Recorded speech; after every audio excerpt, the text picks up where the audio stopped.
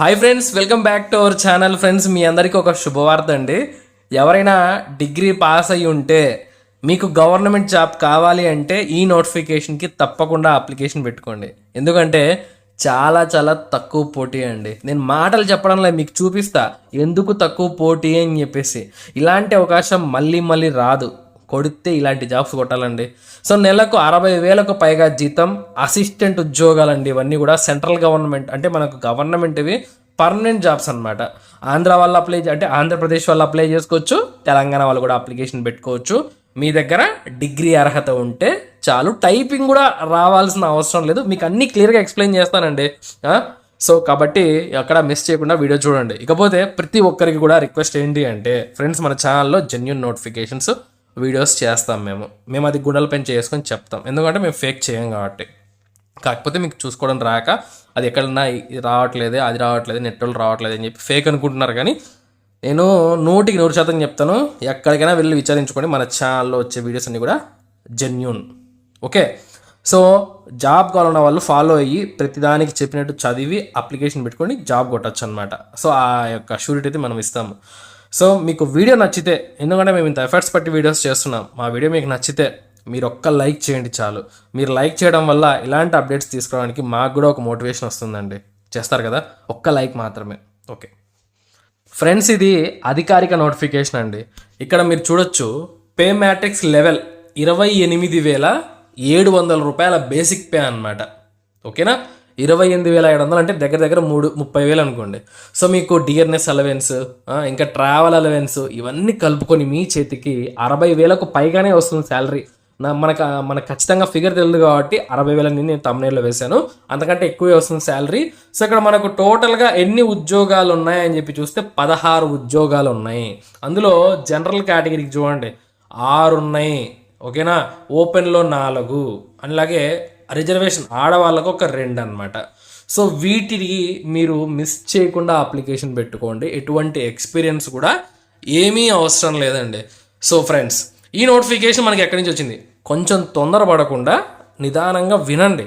అర్థమైందా? ఏదో చూస్తే నీకు వ్యూస్ వస్తాయేమో అన్న ఆలోచన మైండ్లోకి తీసేసి మనకు ఉపయోగపడుతుంది అనే ఆలోచనతో చూడండి. అర్థమైందా? సో మనకు MP industrial development corporation limited Bhopal నుంచి మే 22వ తారీఖున అధికారికంగా మనకు విడుదలైందండి అసిస్టెంట్ గ్రేడ్ 1 ఉద్యోగాలు అనమాట. అర్థమైందా? అసిస్టెంట్ గ్రేడ్ 1 ఉద్యోగాలు. సో ఫ్రెండ్స్, ఇది మనకు ఇక్కడ మీరు చూడొచ్చు, ఇది మధ్యప్రదేశ్ సంబంధించిన నోటిఫికేషన్. ఏందన్నా వ్యూస్ కోసం ఇంత దిగజారుతావా అని మాత్రం తొందరపడి కామెంట్ చేయొద్దు. మీకు ఉపయోగపడుతుంది కాబట్టే నేను ఇంతగా చెప్తున్నాను. చూడండి, post of assistant grade 1 MPIDC opens to MP domicile, అంటే మధ్యప్రదేశ్ స్థానికులకి అండ్ నాన్ డొమెసిల్ బోత్, అంటే స్థానికులు కానటువంటి మనలాంటి వాళ్ళకు కూడా, ఆంధ్రప్రదేశ్ తెలంగాణ వాళ్ళకు కూడా వీళ్ళు ఈ పోస్టులని ఇస్తున్నారు. అంటే మెరిట్ బట్టి, మీకు మెరిట్ బాగా వచ్చిందనుకోండి మీకు జాబ్ పక్క. ఇక్కడ లోకల్ నాన్ లోకల్ అని ఏమి ఉండదు అనమాట. అర్థమైంది? అందుకే మీకు ఎక్స్ప్లెయిన్ చేస్తున్నాను ఈ నోటిఫికేషన్ని, మీకు ఉపయోగపడుతుంది కాబట్టే. ఇలాంటి జాబ్ నోటిఫికేషన్స్ ఏ నెట్ సెంటర్కి వెళ్ళినా ఎవడు తెలియదు, వాళ్ళకి తెలియదండి. వాళ్ళు అన్ని ఫేమస్ నోటిఫికేషన్లే వాళ్ళు అప్లై చేస్తూ ఉంటారు. ఇంతగా సెర్చ్ చేసి ఎవరు చెప్పరనమాట. ఓకే, అయితే ఇక్కడ నాన్ డొమెసిల్ క్యాండిడేట్స్కి వీళ్ళు ఏం చేస్తారంటే యూఆర్ కేటగిరీ కింద ట్రీట్ చేస్తారండి. అంటే మీకు రిజర్వేషన్లు ఇక్కడ వర్తించవు అనమాట. మీరు ఎస్సీ అయినా, ఎస్టీ అయినా, ఓబీసీ అయినా, మన రాష్ట్రం వాళ్ళు, అంటే మన తెలుగు స్టేట్కి సంబంధించిన వాళ్ళు కాబట్టి వీళ్ళు మధ్యప్రదేశ్కి అప్లై చేసుకుంటున్నారు కాబట్టి మిమ్మల్ని అన్రిజర్వ్డ్ కేటగిరీ కిందికే, అంటే ఏమీ రిజర్వ్ చేయబడినటువంటి ఉద్యోగాలకు మాత్రమే మీకు ఎలిజిబుల్ ఉంటుంది. ఓకేనా? సో కాబట్టి ఇది మాత్రం గుర్తుపెట్టుకోండి, మీకు అప్లై చేసుకునే అవకాశం వీళ్ళు ఇచ్చారు. అందుకే యూఆర్ కేటగిరీలో ఉన్న ఉద్యోగాలని మిస్ చేయొద్దు అని చెప్పేది నేను. ఎస్సీ ఎస్టీలవి మనకు రావు, ఎందుకంటే అది రిజర్వేషన్, అది ఓన్లీ ఆ స్టేట్ వాళ్ళకి మాత్రమే పనికొస్తుంది అనమాట. ఏజ్ రిలాక్సేషన్ కూడా ఎంపీ డొమెసిల్ ఓన్లీ, మిగతా వాళ్ళందరికీ కూడా నార్మల్గా జనరల్ కేటగిరీలో ఎంత వయసు ఉంటుందో అదే వయసు మీకు ఉంటుందండి. అర్థమవుతుందా నేను చెప్పేది? సో మీరు అప్లై చేసుకోవచ్చు దీనికి. చూడండి, అసిస్టెంట్ గ్రేడ్ 1కి ఏముండాలి qualification? Any graduate from recognized university. ఏ విభాగంలో అయినా మీరు డిగ్రీ పాస్ అయితే చాలండి, మీరు అప్లికేషన్ పెట్టుకోవచ్చు. ఇంకా ఇక్కడ మీకు డౌట్ రాకూడదు, అన్న మేము పలాంది డిగ్రీ, మేము బీకామ్ చదివాము, మేము బీఏ చదివాము, మేము బీటెక్ చదివాము, మేము తెలుగు మీడియం చదివాము, ఇంగ్లీష్ మీడియం చదివాము, మాకు 60% ఉంది, మాకు జస్ట్ పాస్ అయ్యాము, ఇలాంటివన్నీ ఏం ఉండదన్నమాట. ఇక్కడ వీళ్ళు ఇన్ని ఏం అడగలేదన్నమాట. జస్ట్ ఎనీ గ్రాడ్యుయేట్ అని అడిగాడు. కాబట్టి ప్రతి ఒక్కరు అప్లై చేసుకోండి. ఇంకో విషయం, ఓపెన్ డిగ్రీ పాస్ అయిన వాళ్ళు కూడా దీనికి అప్లికేషన్ పెట్టుకోవచ్చు. ఓకే, ఇకపోతే నోట్ అని చెప్పేసి ఇక్కడ ఒక పాయింట్ ఇచ్చారు, ఇది గమనించండి. నేను చెప్పాను టైపింగ్ కూడా అవసరం లేదని చెప్పి. చూడండి, candidate selected for appointment will have to prove practically his her Hindi లేదా English typing skills needed for official purpose during his her probation period. అంటే మీకు ఈ జాబ్కి అప్లై చేసుకునేటప్పుడు టైపింగ్ రావాల్సిన అవసరం లేదు. మీకు ఇప్పుడు రాదనుకోండి, నో ప్రాబ్లం, అప్లై చేయొచ్చు. అయితే మీరు ప్రొబిషన్ పీరియడ్ ఉంటుంది, 2 ఏళ్ళు ప్రొబిషన్ పీరియడ్ ఉంటుంది పర్మనెంట్ జాబ్స్కి. ఈ పీరియడ్లో అంటే ఈ 2 ఏళ్లలో మీరు ఇంగ్లీష్ అయినా హిందీ అయినా మీ ఇష్టం, మీకు ఇంగ్లీషే సూటబుల్ అవుతుంది. ఇంగ్లీష్ టైపింగ్ అనేది మీరు అక్కడ టైపింగ్ స్కిల్స్ అనేది ప్రూవ్ చేసుకోవాలి, మాకు వస్తుంది అని చెప్పి. అంటే ఈ 2 ఏళ్లలో మీరు నేర్చుకోవాలన్నమాట, జాబ్ వచ్చిన తర్వాతనే. ఓకే, అర్థమవుతుంది కదా. సో డిగ్రీ పాస్ అయిన వాళ్ళకి ఇది బంగారం లాంటి అవకాశం. ఇక వయసు ఎంత ఉండాలి ఫ్రెండ్స్? మన ఏపీ వాళ్ళకు, తెలంగాణ వాళ్ళకు చూడండి, మినిమం 21 సంవత్సరాలు ఉండాలి, మ్యాక్సిమం 30 ఏళ్ళ వరకు కూడా అప్లికేషన్ పెట్టుకోవచ్చు. ఇక్కడ ఏజ్ రిలాక్సేషన్స్ వర్తించవు, మీకు ముందే చెప్పాను. వాళ్ళ స్టేట్ వాళ్ళకి ఇస్తారు, మనకి ఇవ్వరు. సో కాబట్టి మీరు ఎవరైనా సరే 21 సంవత్సరాల నుంచి 30 ఏళ్ళ మధ్యలో ఉంటే మీరు ఖచ్చితంగా అప్లికేషన్ పెట్టుకోండి. సో ఇలా మనకు ఒక మంచి అవకాశం. ఇది తక్కువ పోటీ ఎందుకు ఉంటుందంటే మన రాష్ట్రం వాళ్ళు ఎక్కువగా ఇంట్రెస్ట్ చూపిరు అలా వెళ్ళడానికి.